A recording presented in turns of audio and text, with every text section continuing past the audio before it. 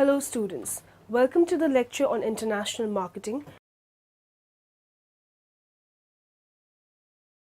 And after this lecture, we will be able to learn the following objectives. Explain market entry strategies, describe market selection.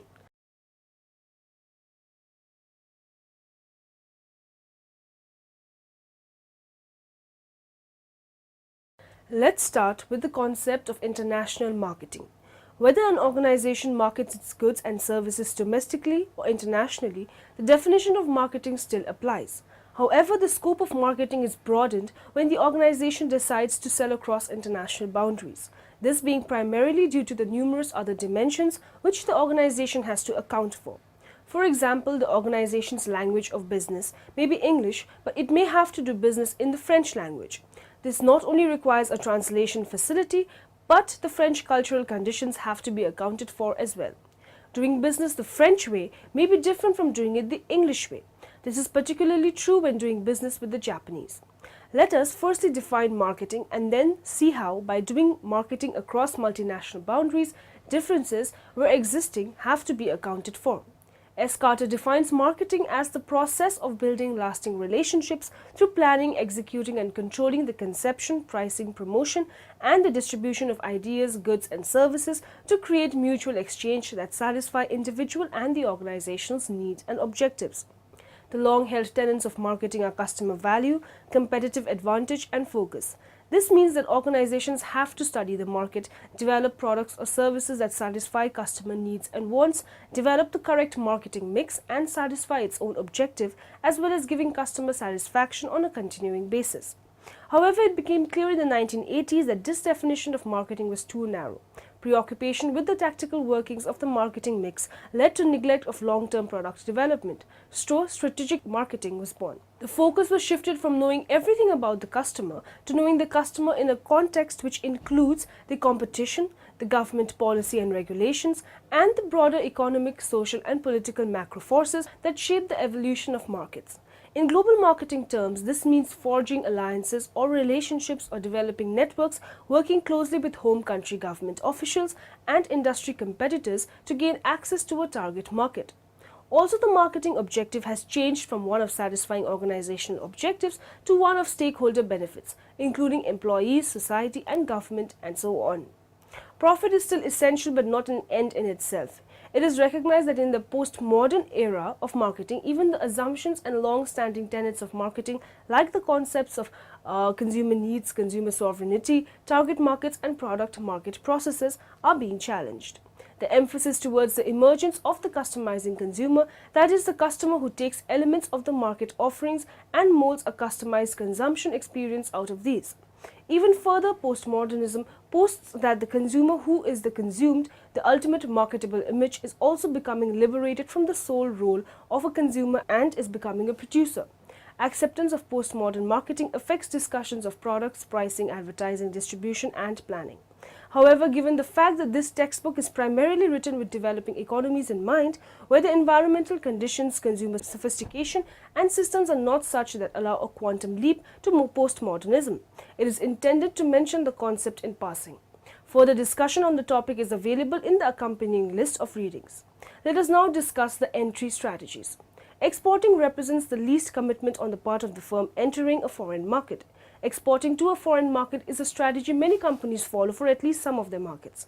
Since many countries do not offer a large enough opportunity to justify local production, exporting allows a company to centrally manufacture its products for several markets and therefore to obtain economies of scale.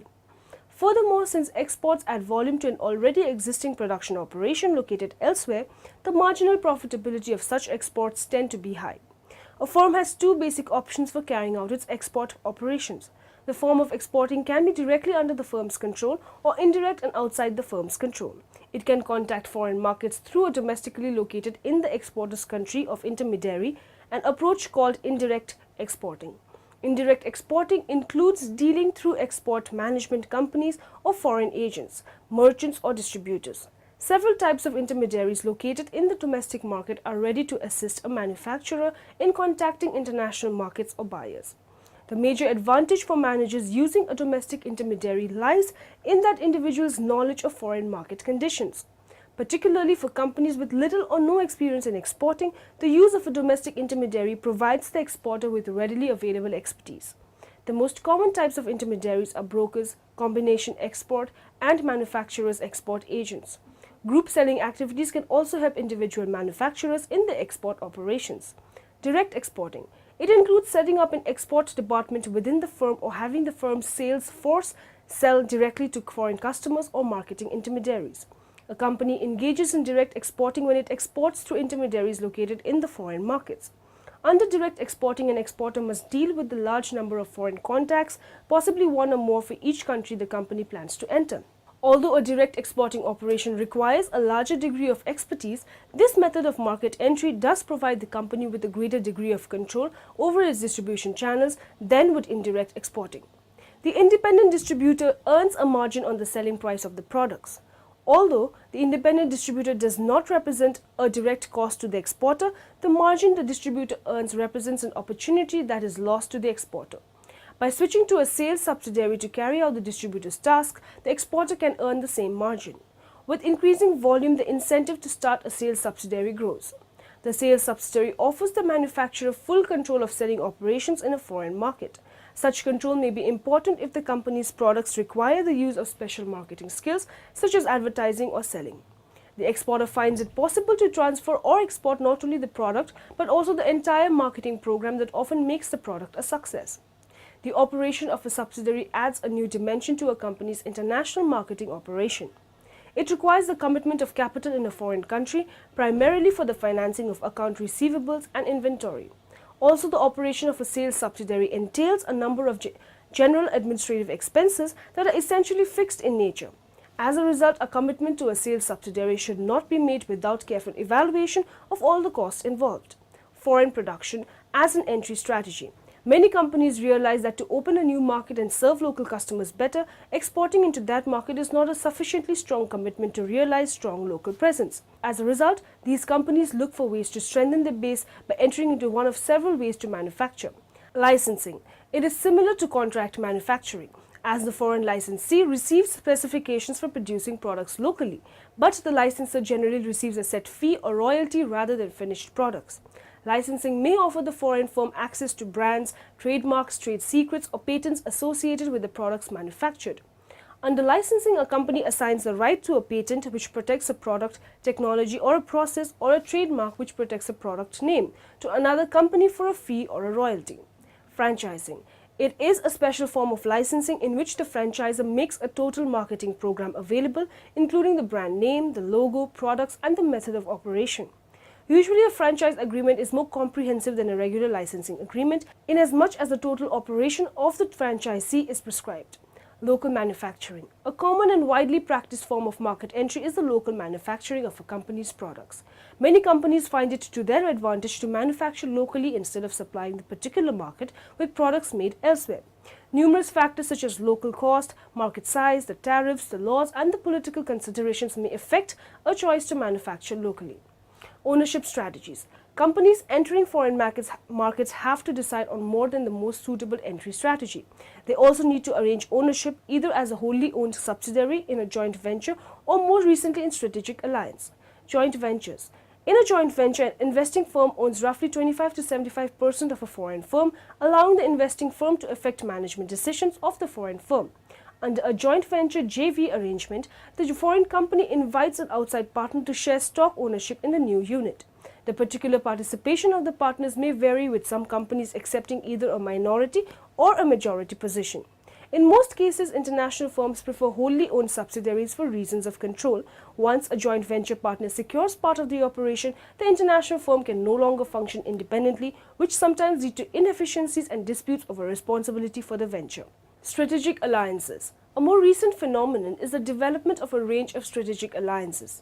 Alliances are different from traditional joint ventures in which two partners contribute a fixed amount of resources and the venture develops onto its own.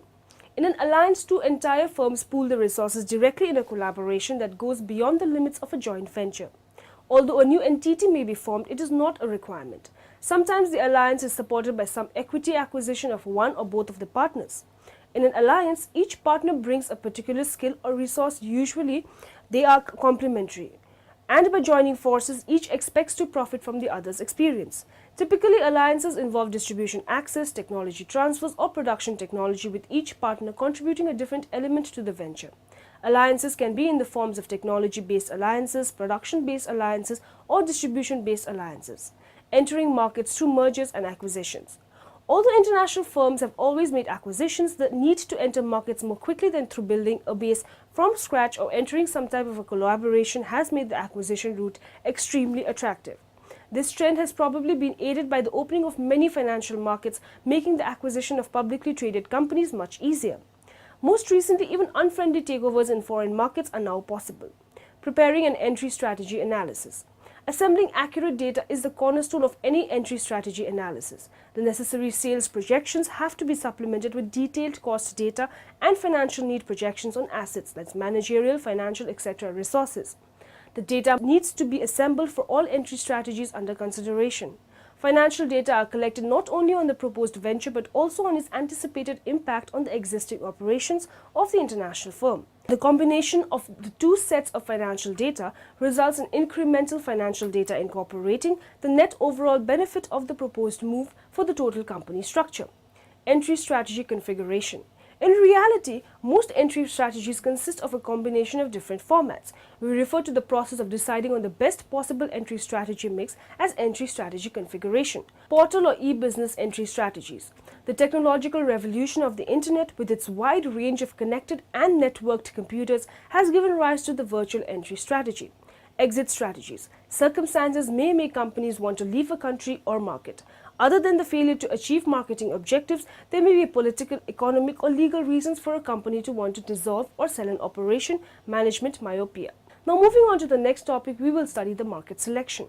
Here, an attempt has been made to answer questions what should the company's corporate market portfolio look like in terms of number and types of markets held, and what is the process for coming to such an answer.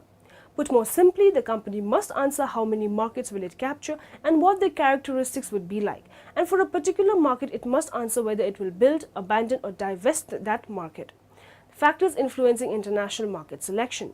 Every company, while selecting a particular country as a market, attempts at achieving the best fit between the market requirements and the company's abilities in meeting these requirements.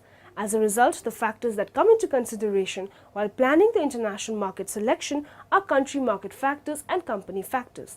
These factors may be studied in greater detail as under country market factors. The country market factors may again be subdivided under three heads, which are product factors, market factors, product factors. The product characteristics and the transaction characteristics play a vital role in market selection and segmentation process. The degree of product specialization, the value, the level of standardization, and the position in IPLC, International Product Life Cycle, all influence the market selection process. The degree of product specialization will by itself eliminate several country markets. Thus, IBM wishes to market supercomputers but finds small market because of the product specialization and the value factors. On the other hand, Nestle may choose virtually any country as its market. Market factors. The cultural, political, and economic analysis helps in determining the nature of the market for undertaking the market selection and segmentation process. Questions regarding the size, stability, growth potential, uncertainty, and competition get answered. These questions help in deciding which markets to eliminate and which markets to concentrate upon. Consideration to such factors is necessary for aligning the market requirement with company abilities through a marketing strategy. Very often, a company may have to choose between size and growth potential.